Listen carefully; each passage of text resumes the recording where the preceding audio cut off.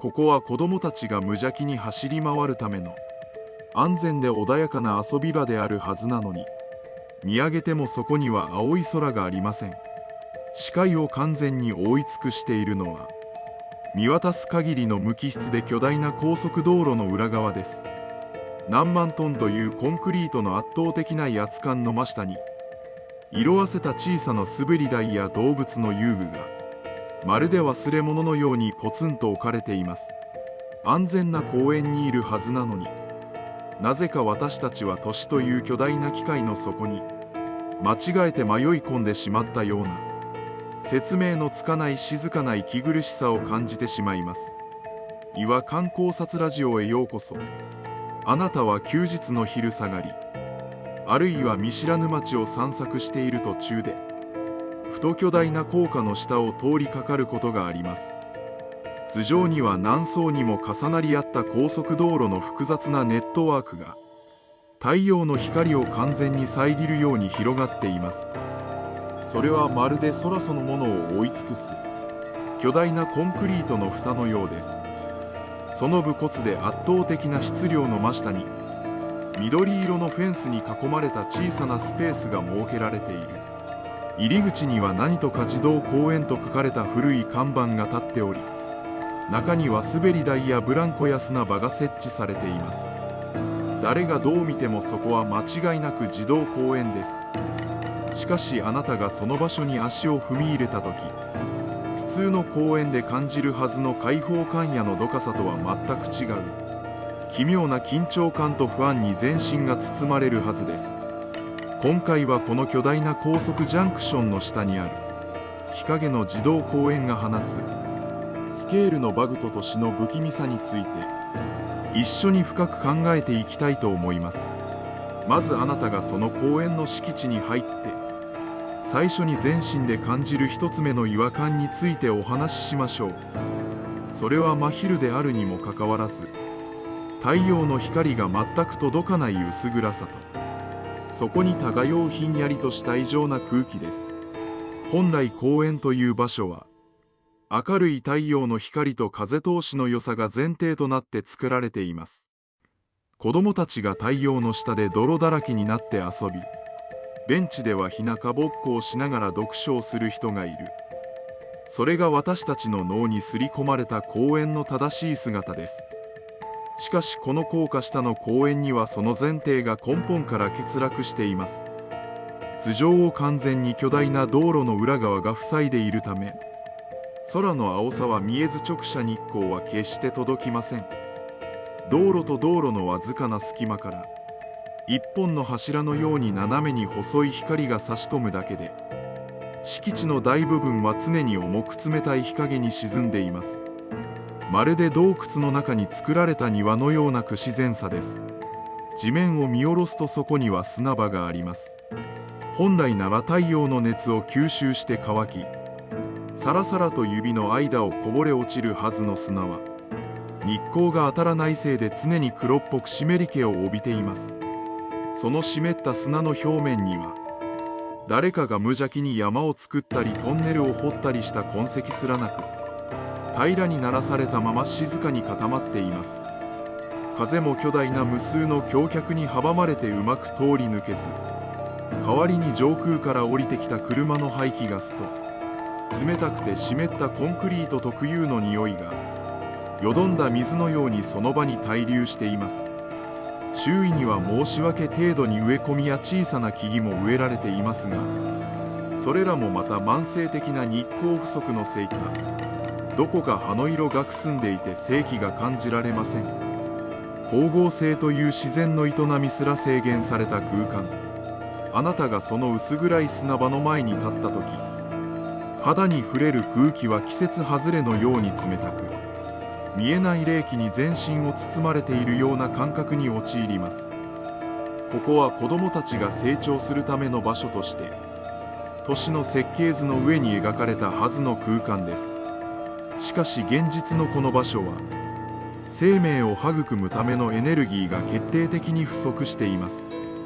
明るい昼間の時間帯にわざわざ薄暗いコンクリートの底に潜り込み、湿った冷たい砂に触れて遊ぶ子供を想像したとき、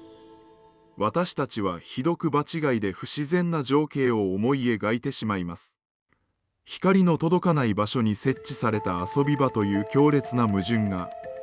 あなたの心に静かな落ち着かなさを少しずつ植え付けていくのです。次にこの空間を支配している視覚以外の感覚について耳を澄ませてみましょう。これが2つ目の強烈な違和感となります。それは頭上から絶え間なく降り注いでくる重低音と地鳴りのような物理的な振動です。公園という場所は通常、風に揺れる木々のざわめきや鳥の声、あるいは遠くから聞こえる街の生活音が適度に混ざり合う、比較的穏やかで人間に優しい音の環境を持っています。しかし高架下の公園ではその常識も全く通用しません。頭上の数十メートル上空では、何百台何千台という自動車や重量のある大型トラックが猛スピードで絶え間なく走り抜けています。私たちの目にはその車の姿は見えませんが、その存在感は圧倒的な音と振動によって容赦なくあなたの体に伝わってきます。乗用車のタイヤがアスファルトを擦るシャーという高い摩擦音、大型トラックが道路の継ぎ目を越える時のダダンという腹の底に響く重い打撃音、そしてそれらがコンクリートの太い橋脚を伝わって足元の地面全体を細かく揺らす地鳴りのような振動。ベンチに座って目を閉じていると、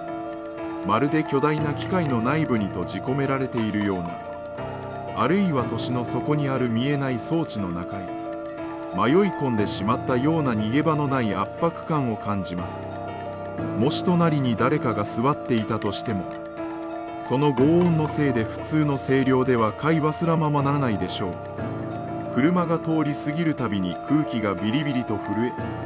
自分の内臓までが低く共鳴しているような不快感。それは人間のささやかな日常のスケールを完全に無視した都市という巨大システムの物理的な威圧感そのものです。子供たちが遊ぶための憩いの空間のすぐ頭上で、何トンもの鉄の塊が高速で行き交うという極端な状況。私たちは普段その道路の上を車で走っているときは、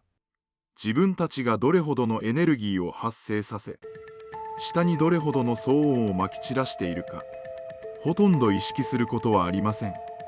しかしその底辺であるこの公園のベンチに座ったとき、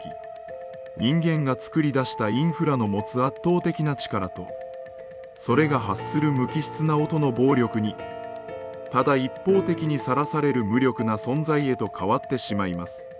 安全なはずの公園のベンチで休んでいるのに、常に頭上から目に見えない巨大な圧力がのしかかってくる。その逃げ場のない音響空間があなたに深い息苦しさと心細さを感じさせるのです。さらに公園の奥へと視線を移していくと、3つ目のそしてこの空間の異様さを最も象徴する違和感に出会います。それは武骨なコンクリートの足元にポツンと置かれた色あせた可愛らしい遊具たちの姿です。あなたの目の前には直径が何メートルもある巨大な円柱状の橋脚がそびえ立っています。何万トンという上部の高速道路を支えるために作られた、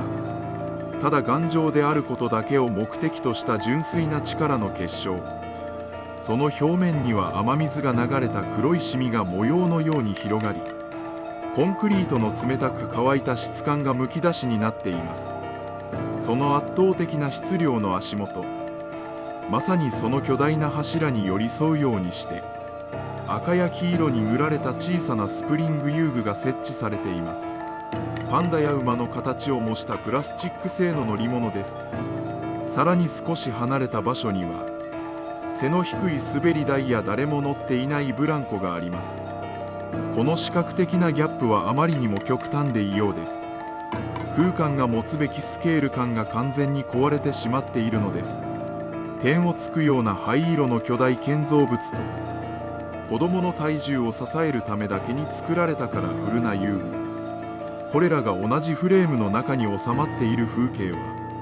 まるでフォトコラージュで作られた非現実的な絵画か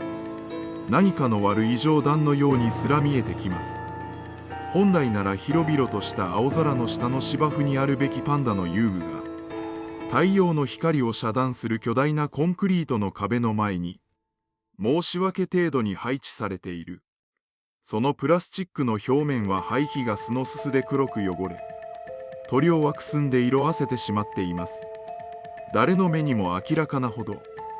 この遊具たちはこの場所にふさわしくありません。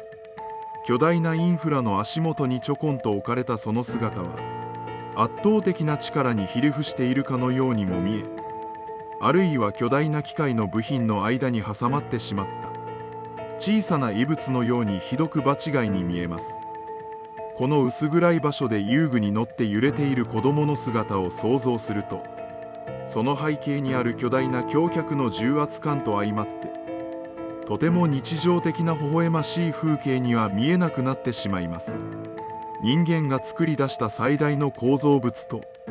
人間が作り出した最も小さく優しい空間、その2つが何の干渉剤もなく直接ぶつかり合っている。この極端なスケールの衝突が私たちの脳の処理能力を狂わせ、激しい視覚的な違和感を生み出しているのです。こうして見ていくと、巨大な高速ジャンクションの下にある日陰の自動公園にはいくつもの不気味な要素が重なっていることがわかります。光の届かない薄暗く冷たい砂は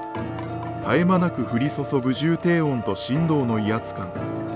そして巨大な橋脚の足元に置かれた場違いな遊具たち、これらを貫く違和感の正体とは一体何なのでしょうか。それは一言で言うならば、都市の効率化のために生み出された巨大なインフラの余白に人間の日常を無理やりはめ込んだことによるスケールのバグと空間の暴力性です。近代以降の都市計画において高速道路というものは血流のような役割を果たしています。大量の物資と人をいかに早く効率よく運ぶか、その目的を達成するためだけに設計された純粋な機能美、それは本来人間の歩く速度や子供の遊びといった小さな日常のスケールとは完全に切り離された次元のものです。しかし都市という限られた土地の中で巨大な道路を高架として空中に持ち上げた時、その足元には必然的に広大なデッドスペースが生まれてしまいます。日照条件が悪く騒音も激しいその空間は住宅を建てることも商業施設を作ることも難しい都市計画の地図上で空白になってしまったその場所に、管理する側は公園という記号をただ配置しました。余った土地を有効活用して市民の憩いの場にする。文字にしてしまえばそれはとても合理的で正しい判断に見えます。しかし私たちはここでいくつかの小さな問いに向き合わざるを得なくなります。そもそも設計者たちは本当になぜここを公園にしようと思ったのでしょうか。光も風も遮断され騒音に満ちたこの場所が本当に人間のために作られた空間だと言えるのでしょうか。余ってしまったコンクリートの隙間を公園という優しい言葉でコーティングして無理やりごまかそうとしただけなのではないでしょうか。そしてあの色あせた可愛らしいパンダの遊具があることでかえってこの空間が持つ年の詰めた鞘無機質さが残酷なまでに強調されてしまってはいないでしょうか。その結果として生まれたのはインフラの持つ暴力性に人間の日常が無防備にさらされる奇妙に歪んだ空間でした。私たちはこの公園に立った時、